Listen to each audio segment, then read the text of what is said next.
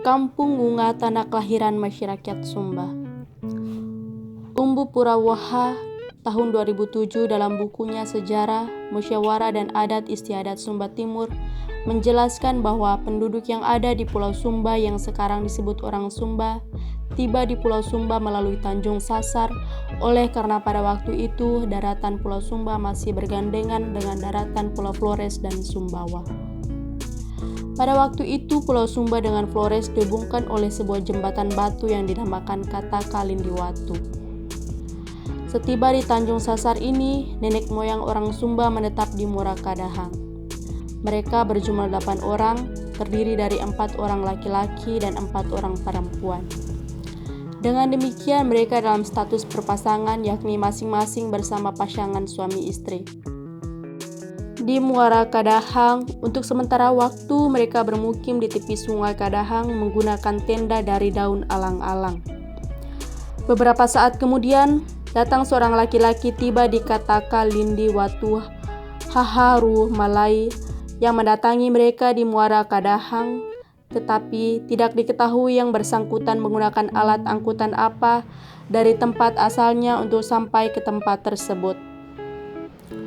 Setelah bertemu dengan ke-8 orang yang lebih dahulu datang tersebut, ternyata diketahui bahwa dia adalah bapak dari keempat laki-laki tersebut bernama Umbu Babu Pamaratana atau Umbu Makarap.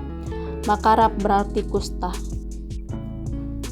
Adapun mereka, keempat laki-laki beserta istri yang pertama kali datang itu adalah Umbu Patiwalu Hahar, istrinya bernama Rambu Kabeba, Umbu Walu Ondu, istrinya bernama Rambu Mburu Anawulang, Umbu Walu Mandaku, istrinya bernama Rambu Honan Nalu, Umbu Walu Njongu, istrinya bernama Rambu Ata Endu.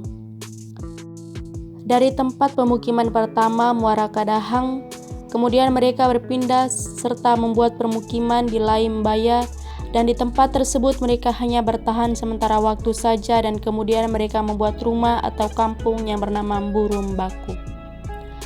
Dalam perkembangan selanjutnya, dari keempat pasangan suami istri tersebut tidak dikaruniai keturunan. Setiap anak mereka yang lahir tidak ada yang hidup. Menurut keyakinan mereka pada waktu itu, hal ini terjadi karena kampung yang ditempati sementara tersebut tidak diberkati oleh Marapu atau Pamali Haring, sehingga timbul niat mereka untuk meninggalkan kampung tersebut. Sebelum mereka meninggalkan kampung Mburumbaku, mereka bermimpi, dan dalam mimpi tersebut seperti ada yang mengatakan kepada mereka, "Kamu boleh pindah dari tempat ini," maksudnya Mburumbaku. Lalu kamu berusaha untuk mencari, yaitu di mana kamu dapat menemukan seikat hayabul alang yang dibawa angin puting beliung, kaputi ahu, maka disitulah kamu membuat kampung. Setelah sadar mereka membicarakan mimpi tersebut dan sepakat untuk mematuhi hal-hal yang didengar lewat mimpi itu. Kemudian mereka meninggalkan kampung Mburumbaku untuk mencari tempat jatuhnya alang yang ditiup angin puting beliung atau kaputi ahu seperti dalam mimpi. Sebelum menemukan seikat hayabul alang tersebut, mereka membuat pemukiman sementara yang bernama Prai Ngilu. Di tempat tersebut hanya bertahan beberapa saat, dan dari Prai Ngilu pindah lagi dan membuat rumah di Ratu Mbara dan Luku Katabi. Dalam usaha mereka mencari seikat hayabul alang tersebut pada 2 kampung yang dihuninya, maka salah seorang penghuni kampung Ratu Bara menemukan 1 ikat hayabul atau alang dan 1 batang kayu yang dibawa oleh angin puting beliung sesuai dalam mimpi. Tempat temuan tersebut bernama Matawi Bunga.